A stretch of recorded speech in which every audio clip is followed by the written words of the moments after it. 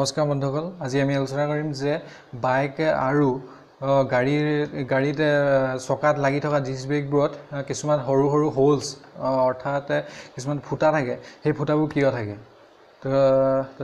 তেতিয়াহ'লে বলক আমি ভিডিঅ'টো ষ্টাৰ্ট কৰোঁ। প্ৰথমতে চাওক, যেতিয়া আমি গাড়ীখনৰ বা মটৰচাইকেলখন ব্ৰেক মাৰোঁ, সেই ব্ৰেকডাল মাৰিলে আমাৰ ডিস্কখনতে কিছুমান হিট জেনেৰেট হয়।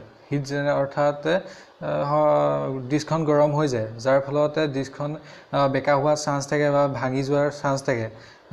আপুনি ধৰি লওক ৰেলৰ চিৰিবোৰ যেনেকৈ ৰেলৰ চিৰিবোৰত কিছুমান ফাক থাকে, যিটোৱে হিটটো নাইকিয়া কৰি দিয়ে ৰেলৰ চিৰিবোৰত।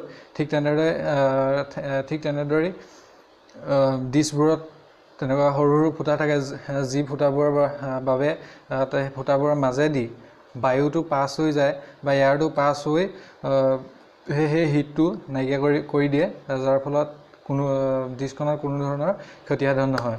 ঠিক তেনেদৰে ছেকেণ্ড অপশ্যনটো হৈছে যে যেতিয়া আমি কোনো ধৰণৰ গাড়ীখন ধুওঁ বা বৰষুণত বতৰত আমি গাড়ীখন লৈ যাওঁ, তেতিয়া ডিস্কখনতে পানী জমা হ'ব পাৰে, যাৰ ফলত ডিস্কখনত সম্পূৰ্ণৰূপে ডিস্কখন বা ব্ৰেকডাল নধৰিব পাৰে। ঠিক সেইবাবে সেই সৰু সৰু ফুটাবোৰ দিয়া থাকে, যাতে সেই ফুটাবোৰৰ মাজেদি বৰষুণৰ পানী হওক বা আমি ধুওঁতে ব্যৱহাৰ কৰা পানীবোৰ সেই ফুটাবোৰৰ মাজেদি পাৰ হৈ যায় আৰু ব্ৰেকডাল সম্পূৰ্ণৰূপে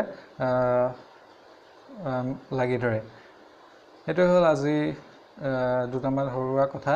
যদি আপোনালোকে ভিডিঅ'টো ভাল পালে তেতিয়াহ'লে লাইক কৰিব, শ্বেয়াৰ কৰিব এণ্ড মোৰ চেনেলটো ছাবস্ক্ৰাইব কৰি ল'ব। ধন্যবাদ।